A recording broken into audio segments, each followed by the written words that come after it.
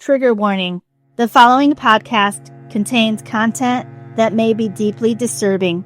You will hear first-hand accounts from parents and family members who have lost children to filicide, the murder of a child by a parent or caregiver. These stories are raw, emotional, and shared from the perspective of those who have lived them. They include details of unimaginable loss, system failures, and trauma. Please take care while listening. If at any point you need to pause, stop, or step away, we understand.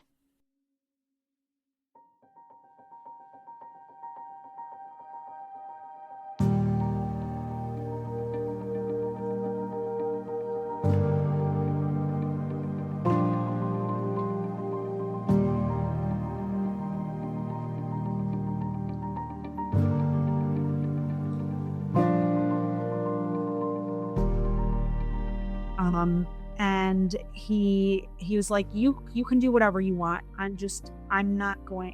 don't agree with you reporting it. And I'm like, okay. He's like, I know he is good for it. I know he is sexually abusing your daughter. I don't have a doubt in my mind about that, Melissa. But I'm telling you that this will give them More ammunition. they need that you are mentally disturbed. They will frame it some way. But then you have that psych evaluation that you did. So, Yeah. In that evaluation, does it say you're mentally disturbed? Can't they use that as proof of like, no, she's not. Like, she's telling the truth. Yeah, so one of the things too, having CPTSD from being sexually abused, oftentimes on psychological evaluations, it comes up as having borderline personality disorder. So that's what the psychological evaluation said, except I have a history of going to a therapist for mental health treatment. And so my official diagnosis is PTSD. Okay.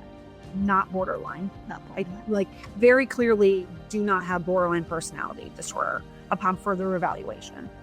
So the psychological evaluation that they do in front of the court is like, you just fill in if something, do you ever do these things? You just how likely you are to do, it's like a Scantron. Yeah. And so it gives an idea to the evaluator of what could be going on. And it is understood in the mental health profession that if somebody has a history of sexual abuse as a child and it comes up that they have borderline personality disorder, they more than likely don't. And there's a certain hallmark of borderline personality that you have to have in order to actually get that diagnosis. And I don't have that. Okay. So I would never qualify out. Yeah.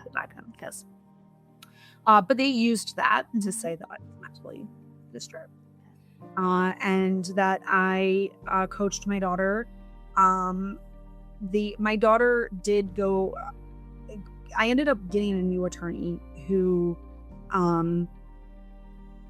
had advised me and my sister to go to the police and to protect my daughter. She was like, if you do not, Melissa, if you choose to listen to your current attorney, if your daughter tells a teacher about what her father's doing, Because then it's going to come back on you that you didn't do anything. and you didn't, or told your sister, and you and your sister did nothing, then you will be charged with neglect or failure to protect or whatever. You will be in criminal jeopardy as well. Yep. So, it's always yes, there's a chance that a court will use this against you, but you have to protect your daughter. Yep.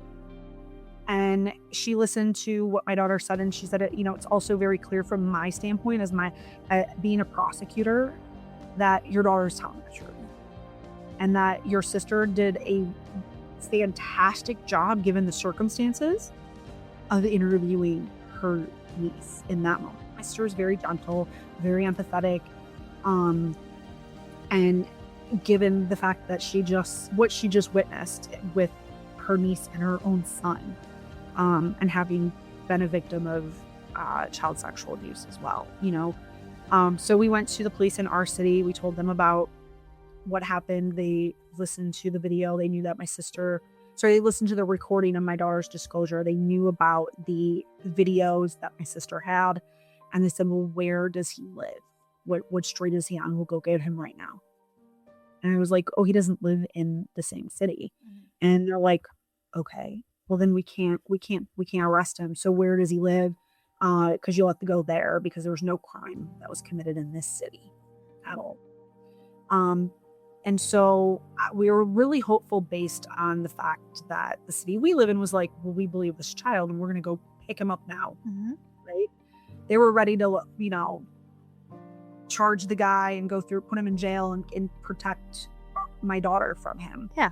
So we went to the city that he lives in. We told him about everything. They did not go and arrest him, but they did contact CPS. Well, thankfully, CPS was engaged through the city already. Yeah. So Macomb County CPS investigated. So it wasn't Oakland County this time. And the first thing that my daughter had to have is we had to go to Children's Hospital. So we go to Children's Hospital and my daughter has, an exam and a specific, it has to be done and coordinated when the pediatrician with that specific training is on duty. So he just can't go any specific time. And if that person's not there, they have to call him in. Okay. So it was coordinated. And we went, they were expecting us. My daughter told that pediatrician things. I have no idea what she said because I was standing outside. Yeah. And they don't have curtains, they have sliding glass doors. Yeah. So I couldn't hear anything, but my daughter could see that I was still there. So she knew she was okay. Yeah. Yeah. So she could be comfortable. But whatever she had told the pediatrician, it was enough that she was like, I'm going to give her a full exam panel of medicine for any STDs. Like she's very, very concerned. Yes. And she just said, you did the right thing. And I'm so sorry that this has happened to your daughter. But you be strong for her. She needs you to be strong. And everything. And so, how old is your daughter at this point now? At this point, she was 2 months away from being 5. Okay. Yeah. So, my new attorney was like, do not return her to her father. Sure, there's not a court order saying that you can't, but the judge is going to forgive you because it would not be safe. And I was like, okay. Because she had filed a motion. The judge did not grant it as an emergency hearing before that date. Or whatever it was. And so in the meantime, my daughter then had a forensic interview at Care House again, the same place we were previously 2 years prior. In that session, the forensic interviewer spoke to my daughter. Again, I have no idea what my daughter said. I know that it was recorded because all of those are recorded so that it is played during a trial. But it was enough that CPS had told me that they were going to file to terminate his parental rights. Okay. And the police would continue their investigation. I was like, well, why aren't you going to go arrest him if it's enough for rights to be taken away? Yeah, I was like, why wouldn't you? They're like, well, we need to do more investigation. And I was like, really? Okay. All right. And then my daughter had to go to Turning Point, which Turning Point is the same as Haven, but it's in Macomb County. So again, she had a juvenile SANE exam. They, asked her questions. They asked me questions. Just it from the nurse's perspective about the interview and not the exam, based on the things that my daughter said, it was very clear to her that my daughter was sexually abused by a male adult, specifically. Yes. So she put that in the notes, and again, trying to do the exam, my daughter did not want to be touched. So again, that's another sign that a child is been sexually abused. Yep. And they're not going to make her do anything. No. They're not going to make the child feel any more uncomfortable. Yeah. Except, the defendant, my daughter's father, his attorney claimed that it was like invasive. And they did all these things to make her uncomfortable. And it's like, that's not at all what happened. They do this on a daily basis. This is what they do. Yeah. Yeah, they're very gentle, regardless if it's an adult or a child, but specifically with a child, they're just not going to try and make that child comfortable to do the exam. They understand enough that if a child is refusing it, it's because they've been sexually abused and they're not going to cause them any more trauma. For an adult, they might, give them a moment and, and everything, because an adult can process that in a different way than a child. Yeah. So all of that happened, and then he got a new attorney. So at this point, he still had no attorney. He ended up with a new attorney, and that attorney filed an emergency motion on March 17th, 2021. It was not granted to be heard that week. It was scheduled for the week following, which was my birthday, March 24th.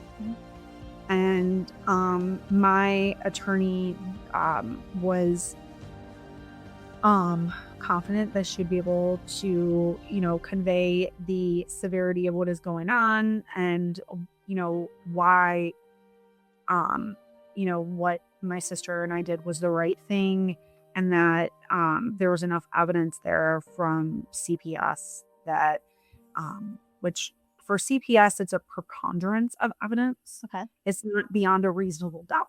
Okay. So that's the difference between CPS and a criminal case. Okay.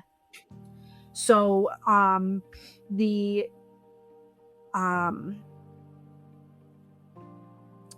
judge ended up moving the hearing to a time where my attorney was no longer available, and they knew that she wasn't available at that time. And they're like, well, you still have your original attorney on record, he can represent you. And I'm like, no, we filed a motion to have him removed.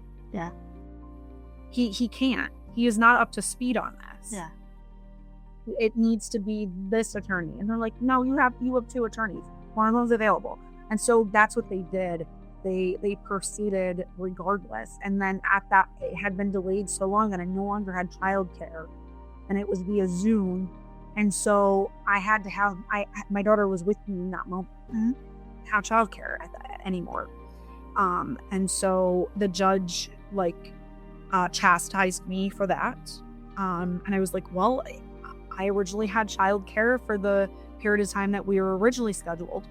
I don't anymore. And she's like, well, if you don't have childcare, then you're going to have to be removed from the hearing. And I was like, well, then why don't you reschedule it?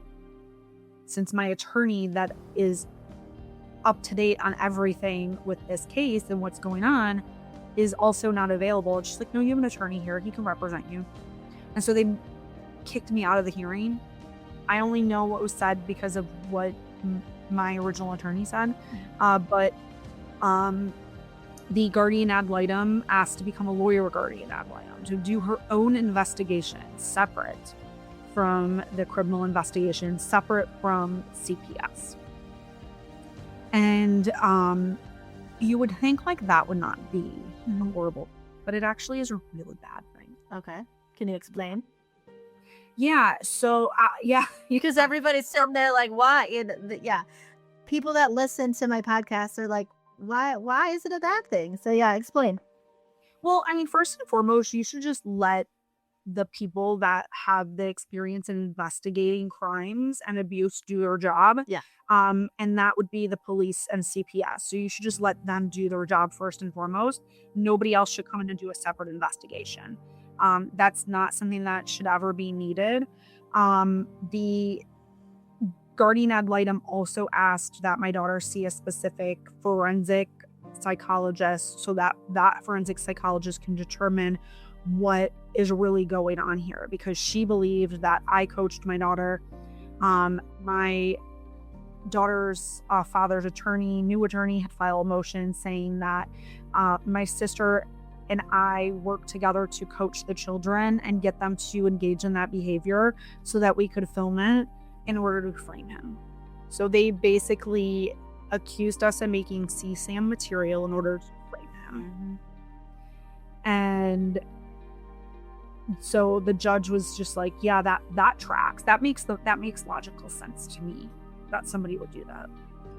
And so the judge allowed the guardian ad litem to become a lawyer guardian ad litem to do her own investigation. Okay.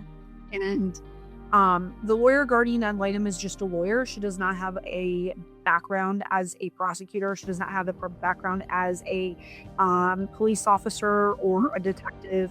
She never worked for CPS, so she does not have an investigative background. Okay, she's not an expert. No. So that in and of itself, when somebody is doing a separate investigation, they actually do not have a background to investigate something. That's a problem. So we, moved on with things. My daughter, on that day, I was also court ordered to hand my daughter over to the suspect's parents.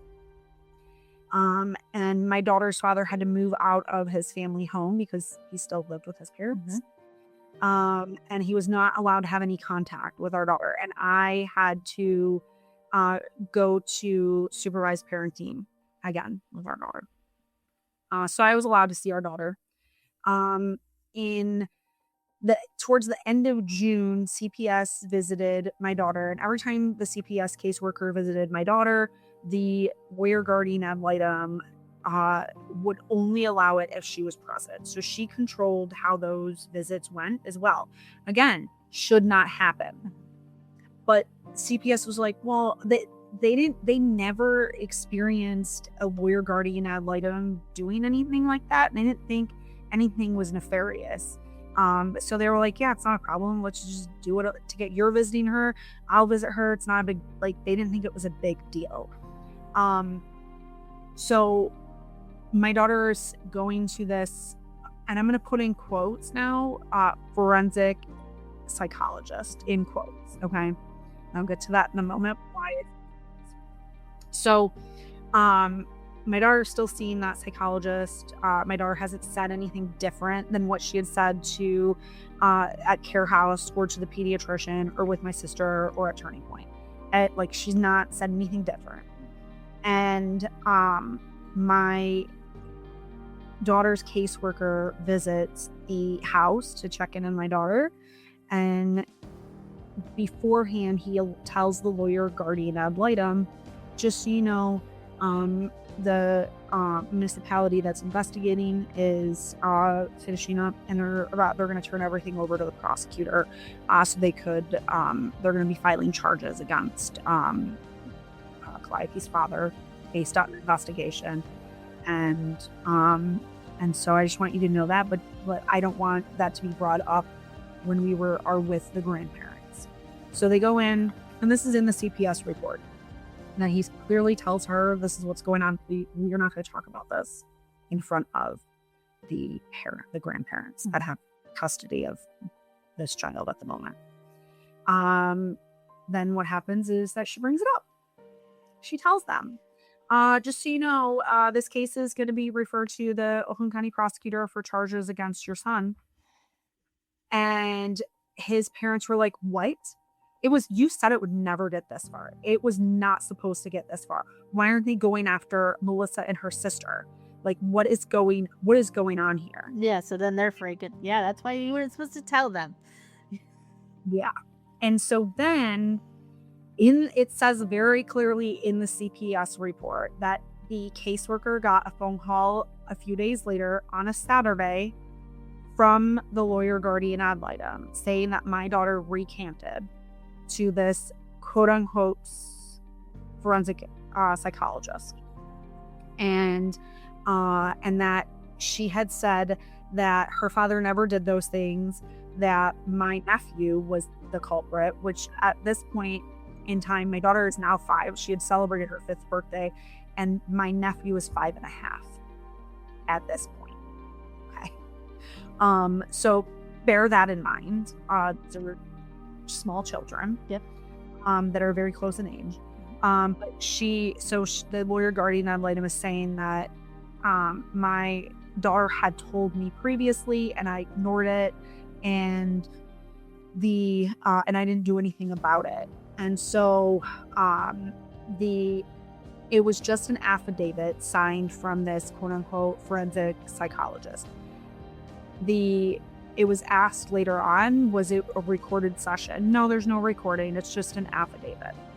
Okay, well, Care House is recorded, and it's specifically recorded because in criminal cases, they need to have the words of the child saying these things, not just a written statement from an adult. Okay. So why isn't it recorded? Well, it doesn't need to be. It's enough that this psychologist, heard this and said these things. And it was very specifically written that my daughter said, my daddy didn't do those things to me. My nephew did. I told my mommy and she didn't do anything, like something like that. And then she wouldn't she didn't say anything further. And then later on, perked up and repeated verbatim the exact same thing that she said in the beginning. But again, would not, when pressed for questions by the psychologist, would not answer any more questions. She got very upset. So that was very suspicious to me and to my attorney. But the judge did not find it suspicious. The judge was like, well, the child recanted and we should allow the father to move back into the house. And at this point, we need to suspend all contact between your mother and the child because it's very clear that the mother coached this child. And so I was in July of 2021, no longer allowed to see my daughter. And I was only allowed to do cards and letters. And then we had pre-trial before the evidentiary hearing. So it's not really a pre-trial. It's like, can we resolve any issues before we start the evidentiary hearing? Later on in July. So we had a hearing, and the judge said that if Miss Crook is willing to admit that she lied to the police and that she does not believe that her daughter's father sexually abused her, then we will allow her to have supervised parenting time again. I said to my attorney, I said, well, I didn't lie to the police.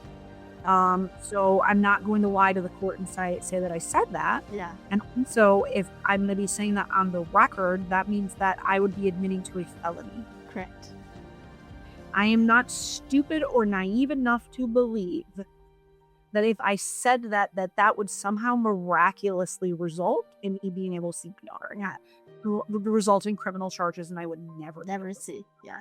Mm-hmm. So I've always refused to do it because, again, I'm not going to lie and say those things. And I'm also not going to deny my daughter's truth. So again, this is why a lawyer guardian ad litem who has no experience as an investigator should not be allowed to do a separate investigation. The police and CPS should just be the ones being the investigator. That is their job. They are the professionals. They know what they are doing. And the family court should never have allowed that. But there is no law saying they can't do that. And that is why it is a big problem, because now they are using an affidavit signed from a forensic psychologist, again, in quotations, forensic psychologist, to claim that my daughter recanted and that I was the one that coached my daughter, in order to take away all of my parenting time and return my daughter to the person that my daughter has said is abusing her sexually, like violently in multiple ways. Okay. And, had it not happened that the court allowed their own investigation and he was charged and he went through a trial, and if he was convicted on all counts, there was enough counts that he would be in prison for life. Mm-hmm. Yeah. And so the court ignored what CPS said. They ignored what the police said, and they only based everything off of this one affidavit. So then we have the forensic, or not forensic, sorry. And then we have the evidentiary hearing. Mm-hmm. And during that, they questioned my sister, they questioned me, they questioned my own mother as well. They grill my sister. My sister, because she was being accused by the defendant of making CSAM material, had to hire her own attorneys. Oh, wow. Yes. Because she needed to ensure that whatever was being asked of her, that if it was not appropriate, that it was objected to, because my attorney couldn't object to it. Correct. And so she had to hire her own attorney to represent her during the evidentiary hearings. The forensic psychologist was interviewed, and that is when we found out that she is not actually a forensic psychologist. She's just a child psychologist. Oh my goodness. So she did not actually have the background to even ask the questions that were necessary to get to the bottom of what really happened. And it also is suspicious that my daughter says, sentences and then doesn't want to say anymore, gets very upset, and then repeats it verbatim. Yeah. Like, I would think that any psychologist would be like, well, that's kind of weird. And the language that she was using as a 5-year-old wouldn't use that language. Correct. Like, she's like, I actually studied psychology and I took child psychology, and I know that a child is not going to repeat things verbatim. No. Especially a 5-year-old. No. Not going to do that. Not even an adult recounting a sexual assault is going to say the exact same thing every single time. Yeah. They're not going to. They're going to say enough, and it's going to be consistent, right? Yeah. But they're not going to say the exact same thing every single time. And it just depends on how they're doing and their process of healing, and how that interviewer makes them feel. Yep. Yeah. So we had the evidentiary hearing. The police, the detective also was interviewed during the evidentiary hearings. He talked about how they tried to convince the city that we live in, where my sister and I live, to press charges against my sister and I for making CSAM, and that the detective in this city was like, nobody creates child pornography in order to frame somebody else. No. Nobody does that. No. Nobody. Because it would be figured out. And also, based on the evidence of what we have looked at, this child was not coached. This child is being sexually abused by her father.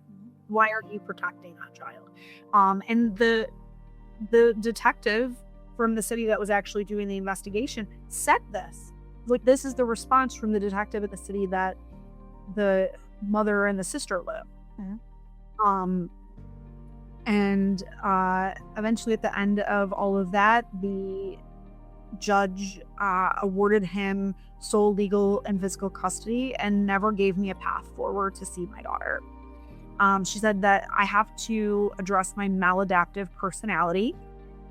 And just so people know that are listening, there is no such thing as a diagnosis in the DSM ever in the history of the DSM called maladaptive. I've never heard of that. But that is not a thing that exists.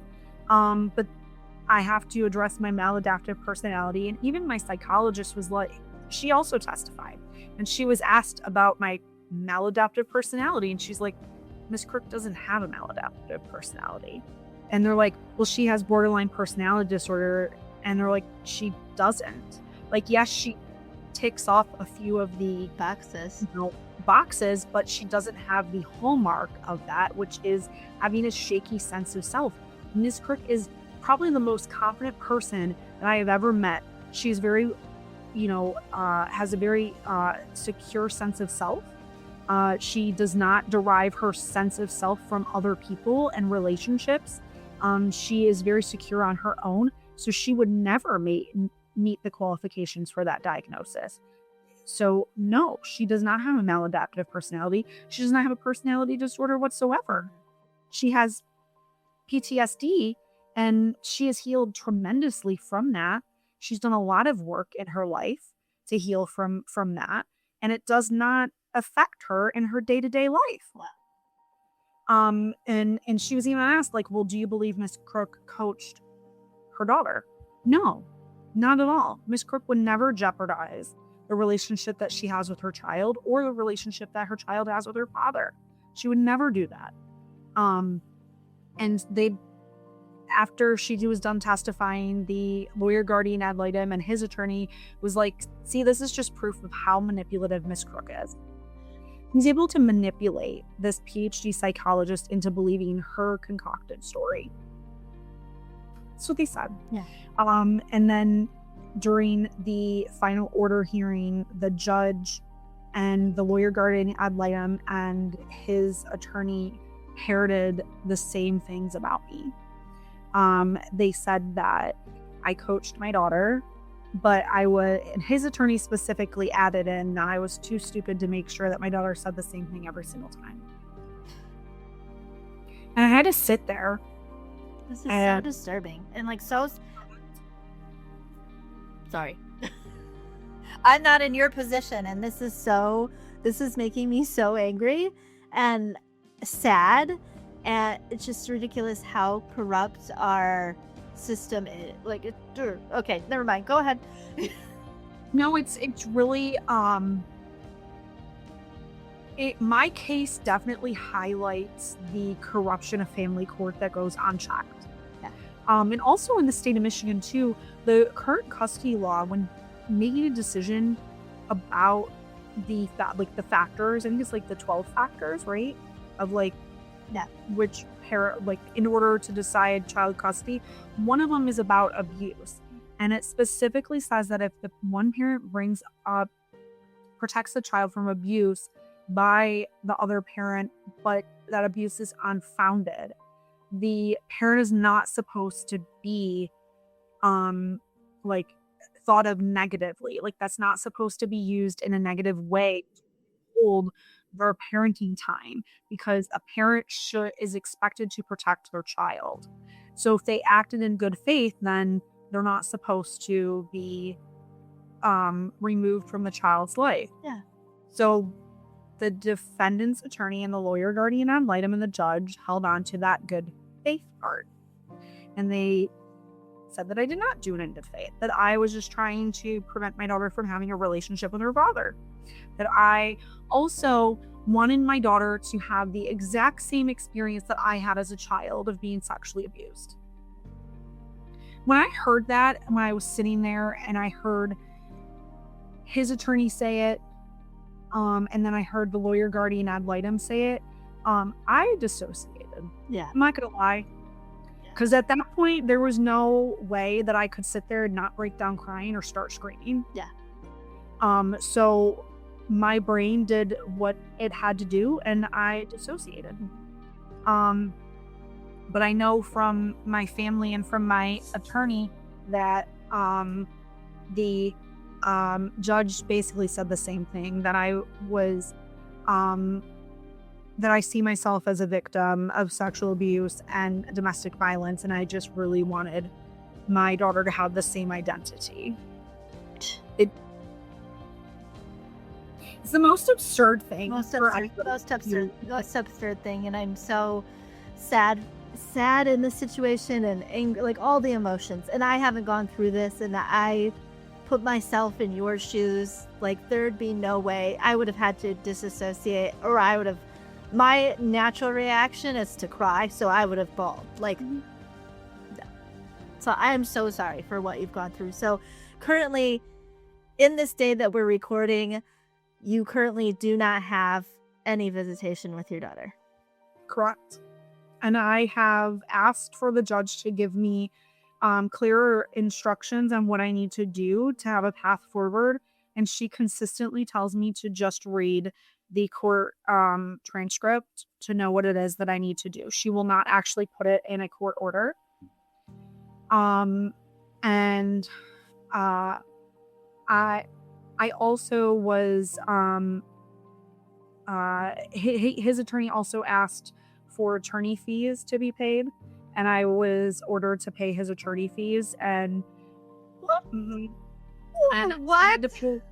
I had to pay a lump sum of like $10,000, and I didn't have the ability to do that, and so they filed a motion to show cause me and wanted me held in criminal contempt and thrown in jail for that. While waiting for that, my attorney that I ended up having to hire a third attorney who represented me during the evidentiary hearing. We don't have time to get into all of that. Yeah. This new attorney, I found out from her, actually, because it was mentioned in one of her hearings with another attorney. That attorney's name was Sheldon Larkey. She was representing another party, and it was mentioned on the record in Lisa Langston's courtroom. Lisa Langston's not our judge. Okay. Sheldon Larkey is not associated as an attorney in my case. Okay. But he said on the record that the lawyer that represents my daughter's father had contacted her about my attorney because she kept filing these motions and was litigation abuse and trying to financially burden the defendant and everything, and she wanted to make it so my attorney could no longer practice in Oakland County. Okay. So what happens is my attorney ended up having her license suspended, and she had no idea that happened. And she ended up not being able to represent me for a moment of time during that. And how we found out is when they filed their motion to show cause me, it said I was pro per. Oh. And I called my attorney. I'm like, are you not representing me anymore? She's like, what do you mean? Of course I am. And I was like, well, they just filed a motion saying that I'm pro per. She's like, let me take a look at that. And so she ends up looking, and she notices that her she can't log into certain things. She's like, wait, what is going on? And so she called the attorney grievance commission, and they told her, well, you had a hearing and you didn't show up, and so your license was suspended. And so my judge knew this before my attorney knew it. Okay. So this is all relevant. So we eventually, my attorney gets her license back. She files a motion for reconsideration and asking the judge to reconsider the attorney fees and what she has to pay and what I have to pay in a lump sum payment and all of that. The judge would not change her order and wanted it to be a lump sum payment by the end of December. My attorney and I show up for that the show cause hearing, and then at this point, so she filed a motion for reconsideration, and then a week later she was notified that her license was suspended because she violated the terms of getting her license back, her law license. And what I think it was is that they claimed that because she filed the motion for me, that she was talking to me while she did not have a license. A job. But she was not. Like she was like, I can't talk to you until I get my license back. And so we did not communicate whatsoever. So I showed up to that show cause hearing on my own. My dad had done some research because he was trying to figure out like why her license was suspended, why my attorney had to go to the judicial tenure. No, not the. Why she had to go to the attorney discipline board for a hearing. Okay. And woman that my dad talked to, like, sent her a bunch of information. like a ton. And in that filing was the court record where it clearly says who, clearly says about the, my daughter's father's attorney calling Sheldon Larkey and wanting to get rid of my attorney.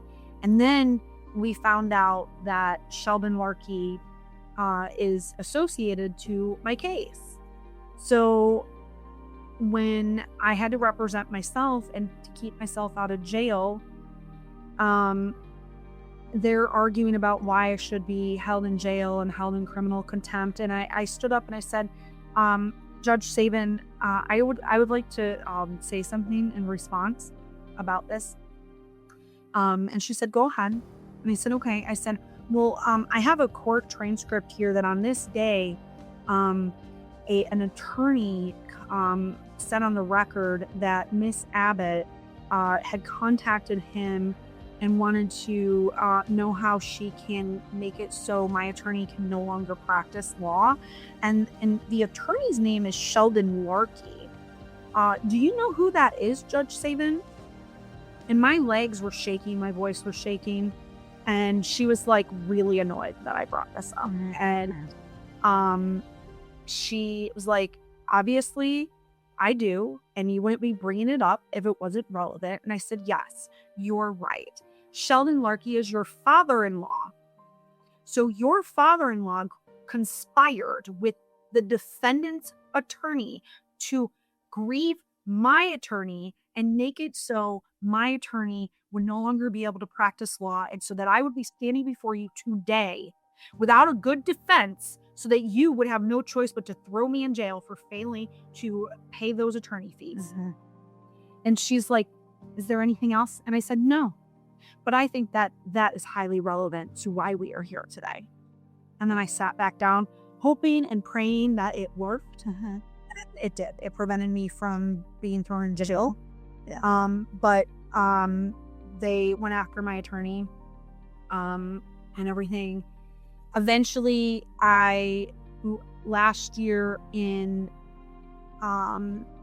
April, I believe it was, I found out that my daughter's uncle, so not biological uncle, but the guy that was married to her father's sister, okay, was arrested on 6 counts of CSAM. Oh, wow. Arrested in October 2024. And we had a review hearing in February of 2025. And so I filed a motion about it because it was relevant to our case. The defendant had accused me and my sister of making CSAM, and that was literally the whole reason why the judge would not allow me to see my daughter unless I said I lied, right? Yeah. And so I filed that motion, and the judge agreed that it was relevant. And she's like, well, what else has changed? Because there's specific things that you had to do in order to be able to, see your daughter again. And I said, well, given this new information about his brother-in-law, who was around our daughter at the time that she said daddy did those things to her, it's quite possible that she was referring to her aunt's boyfriend at the time and not her father. My daughter's father tried to claim that that guy was never around our daughter, and the judge was like, I don't buy that, because that sister brought your daughter to her appointments with the therapist and even brought her here with your mother for her meeting with me. So you're trying to tell me that your sister doesn't see your daughter anymore? He's like, yeah, that's right. And she's like, I don't buy that. But Miss Crook has a point that we never did find out, what really happened.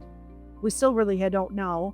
And so the judge agreed with me. And she's like, so it is entirely possible that it could have been your brother-in-law, and you didn't bring it up. And so the judge granted an evidentiary hearing to find out whether or not my daughter was ready to see me, because I had met all of everything that she needed me to do. So we had an evidentiary hearing in July 2025. Okay. And the attorney that was representing him, that is friends with the judge's father-in-law, came back. Okay. And I'm okay, this is not going to go well. Mm-hmm. And she made it all about me and the fact that I've been laid off and not working, which it's not I don't control the economy. I could apply for jobs, but if tariffs are preventing a employer from being able to hire somebody with my experience and my certifications, then I can't make them hire me. And you work in the automotive industry, so yeah, like yes, yeah. So like just framed it like you're not even doing well. Like your situation has deteriorated and it's all your fault, even though I was randomly laid off by General Motors. And then, you didn't have control over that. Yeah. And I'm dealing with a difficult economy. Like I don't have control over any of that stuff. And so ultimately the judge did not grant an evidentiary hearing or grant the therapeutic supervised parenting time, because that's what I was asking for. Therapeutic supervised parenting time as like, this is the next step, because at that point, my daughter and I had not seen each other in 4 years when we had that. And so I was like, I think this would be the best avenue. It would be the most child-centered, because with therapeutic supervised parenting time, if a child feels uncomfortable at any point, they have a safe word that they say, a code word, and the therapist will end the session. Okay. And so this way it's child-centered and it's about what will be comfortable for her. Yeah. And I didn't make it about me. It was all about her. But the judge did not award it because we did not know how my daughter would do, because my daughter's father did not talk to the psychologist and get a letter. So then in November 2025, we have another review hearing, and I'm asking a bunch of questions, and the judge asked, is, your daughter still seeing, the psychologist? And he's like, yeah, but, not as often, because she's doing really well. And she's like, well, when does she see her psychologist again? And he said, oh, this coming Saturday. And I was like, oh, great. Maybe you can ask her, how she is doing and whether or not she'd be ready to reunite with me. And the judge was like, yeah, you should do that. When's the last time you asked her? And he was like, oh, in June. And the judge was like, June of what? And he said, June 2025. And I was like, so you spoke to her before the evidentiary hearing, but did not get a letter? Yeah. And so the judge ordered him to speak to the psychologist and get a letter and communicate it to me. And then he did not. So I filed a motion because they had been deliberately misleading the court. Yeah. And I asked that therapeutic supervised parenting time be awarded immediately based on this these deliberate misrepresentations of the court. And so we met with friend of the court. The parenting time specialist found where I was asking for very reasonable. They didn't understand why the defendant didn't get a letter. His attorney claimed that it was because the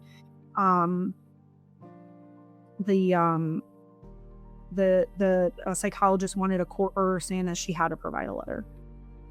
And they never filed a motion asking that the judge issue an order saying that. And his attorney's been practicing law longer than I've been alive, and I'm going to be 43. Mm-hmm. So she should know better. Yep. The parenting time specialist just said, well, how about I talk to her? So then nothing is miscommunicated. Mm-hmm. And they agreed to it. I agreed to it. We talked to her. But it took my daughter's father longer to sign the waiver saying that this parenting time specialist could talk to the psychologist, so it delayed things. Yeah. So the hearing was supposed to be the week before Christmas. Okay. And it was moved because the parenting time specialist wasn't able to talk to my daughter's psychologist. So we met on January 7th with a friend of the court to talk about what the parenting time specialist learned. And because the question was is whether or not my daughter is ready to see me, and if so, would therapeutic supervised parenting time be, should it be done with the psychologist, or should it be done with another site at another place? And the psychologist said that, she can't give a definitive about what my daughter is able, whether or not my daughter is able to see me, because she's not seeing my daughter enough to make that evaluation. She did say that the therapy should not be with her, that it should be with somebody else. And then she started to say that she said that I haven't sent any cards or letters in 9 months. My daughter's birthday is in May. Mhm. And so she's saying I didn't send anything in 9 months. Then she is claiming that I didn't send anything. A card. And I sent gifts for my daughter that I made, because that's all I could afford at the time. Mhm. And that gave me real concern that what I'm sending my daughter is not Getting to her. Yeah. I think the reason she said it was 9 months is because the last time I emailed the psychologist to let her know I sent stuff was in March. Okay. And because she never responded to me, I was like, well, I'll just send it, and I'm just gonna trust that it's being given, I guess. Like, why send an email if she's not gonna even respond? Yeah. So I didn't send an email with the other times that I sent stuff, including for my daughter's birthday. And I did send it delayed because I was hoping that I would be able to see my daughter after filing that motion for the first time. That I thought that the judge would grant therapeutic supervised parenting time and not schedule an evidentiary hearing. Mhm. Because the judges can do that. Because you're just changing parenting time, you're not changing custody. Okay. But it's at the judge's discretion. And so she scheduled the evidentiary hearing instead. So his attorney would not agree to scheduling therapeutic supervised parenting time on the 7th of January of this year. Mhm. The parenting time specialist was of the position that it was very reasonable that this is the next step, and Ms. Crook has met the requirements, and because we don't know whether or not the child is ready because she's not seeing the psychologist enough, then therapeutic supervised parenting time is the most natural, safe way to do it, because the therapist will be able to determine if it's safe and if they should continue on, right? But they wouldn't agree with it. They were talking about my mental health because I haven't been able to see my court-appointed psychologist consistently because I can't pay $200 out of pocket, and I have Medicaid, and they don't take Medicaid, so I can't afford it. And their position was like, well, you have Medicaid, you should still be able to get therapy. And I'm like, well, because it's a new insurance, I have to meet certain qualifications, and I wasn't currently struggling with my mental health, so they can't give me a recommendation for a therapist. And I don't qualify for county funds because I'm not currently a danger to myself or others. So I don't have I'm doing well enough that I don't meet the qualifications to continue to see a psychologist as a therapist, but I'm sorry. Yeah. Sorry you thought that I would be doing my work. So what's next steps, I guess? Because so we had last week, actually, we had a hearing with the judge. His attorney filed a response to my motion that Friday. So our hearing was on the 1st on a Wednesday, and she filed the response on the Friday before that to my original motion that I filed in November. That right before the day before Thanksgiving, I filed it. So filing their response to my motion that I had to reprecipitate was actually not proper. The response had to be filed after I originally filed it. They don't get extended time to file a response just because I had to reprecipitate it. Okay. Mhm.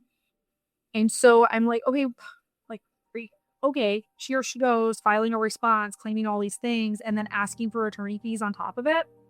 Okay, the judge is clearly not going to grant it because it wasn't done properly. And it was a response. It wasn't a separate motion. Okay. It didn't precipitate it for another day. And so we go into court on the 14th of January.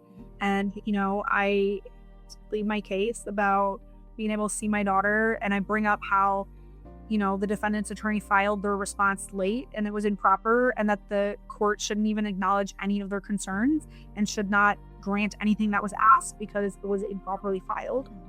The judge would not order therapeutic supervised parenting time because I'm not seeing a psychologist. And so she ordered for me to have a psychological evaluation at front of the court. And I asked that my daughter's father and my daughter also be evaluated because they both were evaluated previously. And given that we don't have enough information about my daughter's readiness to begin with, she should be evaluated also. And the judge said, well, I don't want to traumatize your daughter. So we're going to just do yours. And then if it's worthy of having your daughter go to the psychologist, she'll be evaluated too. But that's only if your psychological evaluation is enough to say that you're mentally stable. And then she addresses the attorney fees, and his attorney, talks about why the attorney fees should be awarded. Says, no, I had to come back and represent my client because of the ongoing motions that Ms. Crook has filed that are just litigation abuse, and it's frivolous and it's harassing my client. And so I had to come back and represent him, even though he doesn't have the money to pay me. So Ms. Crook should have to pay me for that. And I said to the judge, I said, well, given the fact that I'm laid off from work and collecting unemployment, I don't have the financial means to pay his attorney fees. Furthermore, his attorney took him on knowing that he couldn't pay her. That's not on me to pay, and she should not have taken him on as a client. He is very capable of representing himself because he went to law school. He's more equipped to represent himself than I am to represent myself. So he could have just represented himself. And they're asking for attorney fees is for their financial abuse, and it's coercive control to prevent me from being able to file any further motions. And I thought that the judge would do the right thing, because she read off that you can't award attorney fees even if it's merited if the person that would have to pay it does not have the financial means to pay it. Correct. Okay. The judge awarded it. And I said, Judge Saban, I currently am laid off and I am collecting unemployment. I do not have the means to pay it.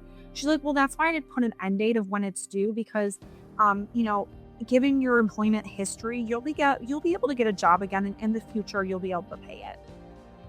So she's going off of the future and when I have the ability to pay, and that's also not proper. Mm-hmm.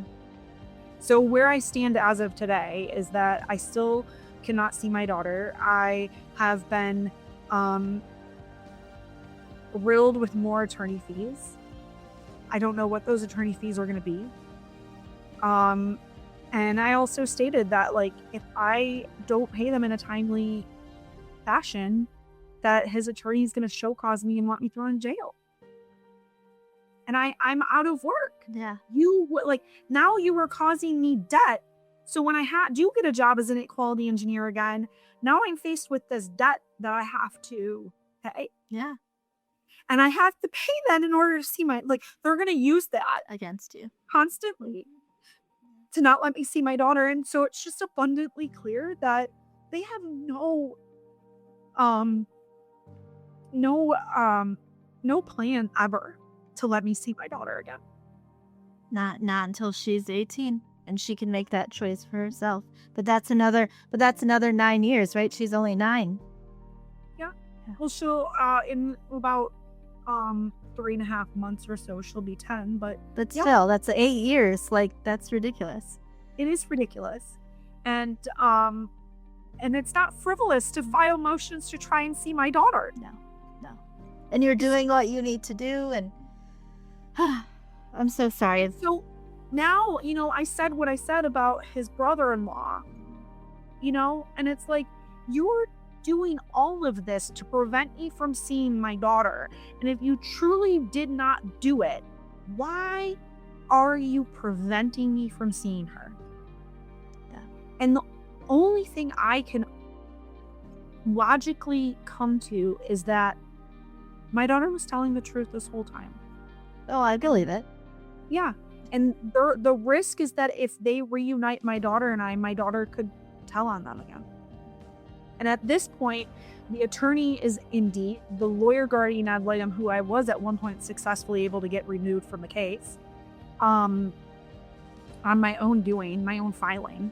But she's responsible. Like, all these people have colluded to cover up sexual abuse, and it's not outside of anything. Like, you would think that a court would not do that. You would think that people would not cover up abuse, but we know that they do. They do. Epstein files. Yep. And we know that people with money have the means to pay people off and to prevent the truth from coming out for years and years and years. And I am dealing with somebody who comes from a very wealthy family. Yeah.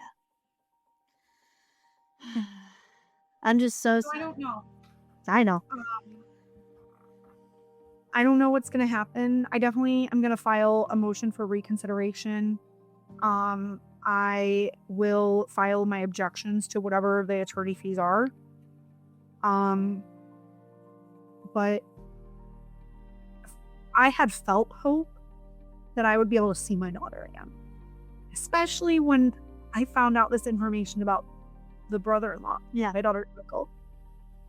And the judge agreed with me that it was relevant. Mm-hmm. But like, as of today, I feel utter despair that because I believed my daughter and because I was a victim of child sexual abuse myself, then I'll never be able to see my daughter again. Well, don't give up. Now you're gonna make me cry. I will definitely keep fighting. And don't give up. Yeah. The good thing about the state of Michigan is that child sexual abuse has no statute of limitations. Yeah. So when she does turn 18, she can tell. Yeah. Yeah. Or when she's 25 or 30, yeah. Speak up and say what her father did. And there is already a record. Yeah. So he could still go to prison. Yep. So, I mean, there's that. Yeah. But she and I shouldn't have to wait that long. No, you shouldn't. And if there were laws that prevented family court from doing their own investigation when CPS and a police department is already doing their own investigation, I would have my daughter. My daughter would have been protected.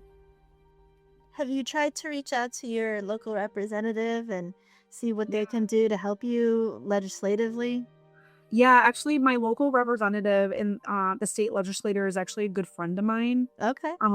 And I told him early on what happened, and he was just like, this sounds like a criminal conspiracy with all these parties together. And when I told him about the affidavit that was a recanting statement, he was like, like that seems like they fabricated evidence. Like, why would they he's like, that doesn't make any sense to me. But he got in touch with somebody that he knew at the Attorney General's office, and they said that there needed to be a decision from family court in order for there to be an investigation, there's a conclusion, and they can conclude whatever the decision is. So if they decide to continue to keep me from my daughter, then they would investigate. Okay.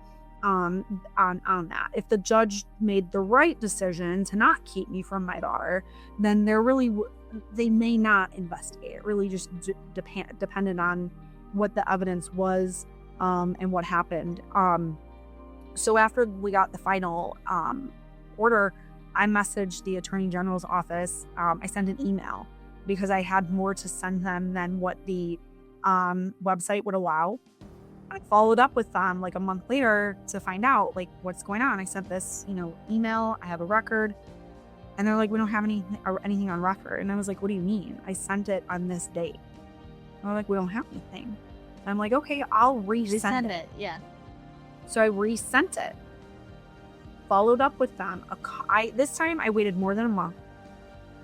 And when I called them, they're like, we have no record of you ever sending us anything. And I'm like, what is going on? I very clearly sent it.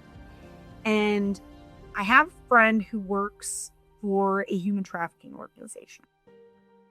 And when I told her about this issue, she said that she has heard stories about people that are hired for the Attorney General's office, not somebody that's appointed and not the Attorney General themselves, but whoever reviews those incoming complaints.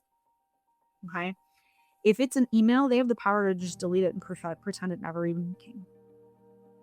Wow. And she said, I have heard of cases where that happens, where if you have evidence to provide and you're going to send it via an email, they're going to delete it because they are there's people in the Attorney General's office that are connected to trafficking networks that will delete that so that it is never investigated. So this is not something that's on our current Attorney General. I believe that if it was never deleted, I am absolutely positive that Attorney General Dana Nessel would have investigated. Absolutely positive she would have.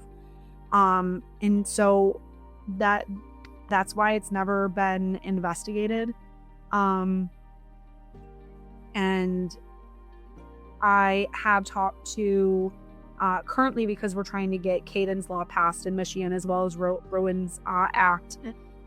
There's also legislation for 50-50 custody as a default, but that doesn't actually help parents that are victims of domestic violence or children that are also victims of abuse, whether it's physical or sexual abuse. It doesn't help them. And so I've been talking to one of the members of that committee that is a local representative. He is not my representative. But he represents a portion of Macomb County. So I've been talking to him. He is also friends with my state representative. And I said, if you have any questions about anything that I've said to you and whether or not I'm trustworthy, you can speak to so-and-so. So they're willing to hear my story because they're also under the guise that family court would do the right thing. They're also like, even when I shared my story and it was a very condensed version of what this podcast is, they were just utterly shocked that a court would allow their own investigation. Well, that's insane. Have them look at Arizona and the Arizona ad hoc meetings and what's happening and all the stuff that we're changing now in Arizona. My case happened in Arizona, and so I'm fighting to make change there and implementing legislation there. And so then I'm also going to try to implement legislation here because I live in Michigan now. So yes, there is major corruption. I can tell you that for a fact because that's what Arizona had, all of those ad hoc committee meetings, and they had thousands of stories like yours, like mine, come out and share in front of legislators. And they know now that it's not an isolated incident. This happens all the time in family court. Yeah. Yeah. And I told the state representative that, you know, if you want to make 50-50 custody the standard, you have to do it in conjunction with cadence law so that people are protected. But also, like, a child is not property No. to be split up. No. And when 50-50 works for a family, they're going to be asking for that regardless. That does not need to be a law as a default. And there needs to be a way to prevent family court from doing a separate investigation. Lawyer guardian ad litems should not be able to do a separate investigation when investigations are currently happening by the police and by CPS. And there has to be, and also courts have to give a path forward. They have to. I said, if my parenting time was taken away from me because CPS determined it, by law, they would give me a path forward. Correct. They would have to. The fact that you don't have a path forward is ridiculous, like, of next steps to take. Like, I'm like, so this is just the end, like, of the road? Like, no, this is not the end of the road. Like, no. I have friends that are foster parents in Michigan and outside of Michigan. oh yeah. And they're like, the parent sees that child and I'm the supervisor. Yeah. Their rights aren't severed for a very, very long time, and it has to be for very, very, very good reasons. Like, so, like, when I tell them about what's going on, like, they can't even wrap their head around that. But, like, you were not deemed a danger by CPS. Like, at no point did CPS say you were dangerous. no. At no point did CPS say you neglected your daughter. Like, No. At no point did CPS say that you should be removed from your daughter's life. And the court is making up their own conclusion. At no point did you have a severe mental illness, like with my estranged husband, where he had severe mental illness with psychosis and mania and like all of these things that were detrimental to the kid's safety. Like, none of those occurred in your case. No, and even with like mania, somebody having bipolar disorder, if it's treated, they're not a danger to a child either. No, like, it's when they have history of violent tendencies that it, yes. So if the things are paired together, that's what makes yes, and also if it's untreated, then yes, it's dangerous too. Yes. Potentially, but not always. No. And yeah, again, the courts don't acknowledge those things. They like to give fathers the benefit of the doubt. And well, that's why we end up in situations like you with, and then with me, with my kid, I have no chance of my kids are dead. Like, I have no chance of seeing them again.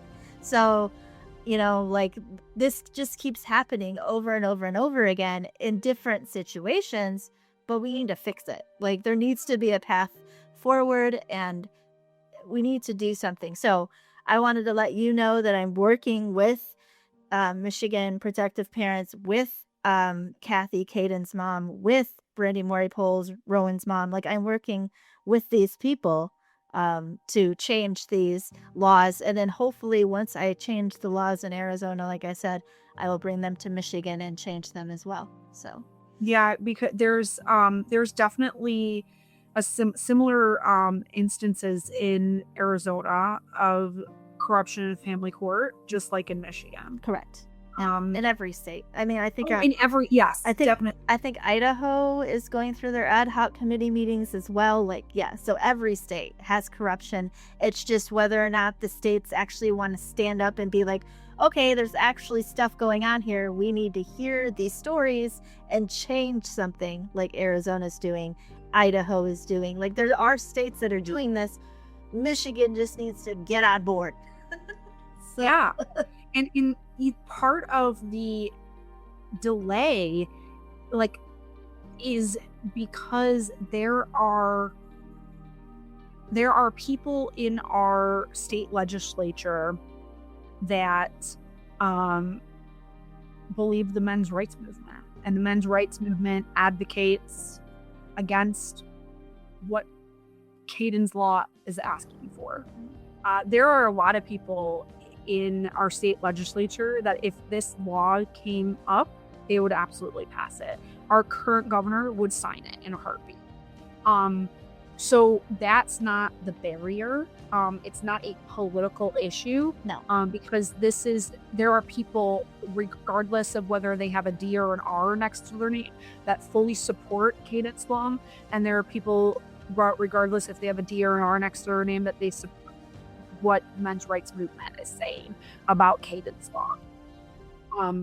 So it's about educating people, sharing our stories so that people know that there is corruption and no, family courts don't side with mothers. That is a lie. They absolutely do not. The United Nations did an investigation of the use of the parental alienation theory being used around the world, because in my case, I was accused of being a parental alienator. They said that I have parental alienated my daughter from her father by coaching her and all these things. So they used that term. They used the playbook that was developed based on the theory that was developed by Dr. Richard Gardner, who was a known pedophile. And the first time that playbook was actually used by Woody Allen, who sexually abused his adopted children and his own daughter. Right? Yeah. So in the United Nations found in their investigation worldwide is not quite 100%. I think it's like near 85% of the time when a mother, and it's specifically a mother, brings up sexual abuse, that 100% of the time they will lose custody. Well, any type of abuse, to be honest. If you are a domestic violence survivor and you have physical abuse and sexual abuse, like either one of those, like it's going to be used against you. Like, I'm a domestic violence survivor as well, and a lot of the things that in my case were used against me to give him the 50-50 unsupervised custody, which then in turn led to my kid's murder, and then him taking his own life. And so this happens all the time. So I really appreciate you, Melissa, being here on this podcast and taking this time today and sharing your story so rawly, so in-depthly. I know that my listeners are going to get so much out of this. If you could leave with one last nugget of information or note to our audience, what would you like to say before we end? I would say that it is really important that we believe survivors and that we believe children the first time. Children are not going to say that somebody harmed them when they weren't harmed by that person.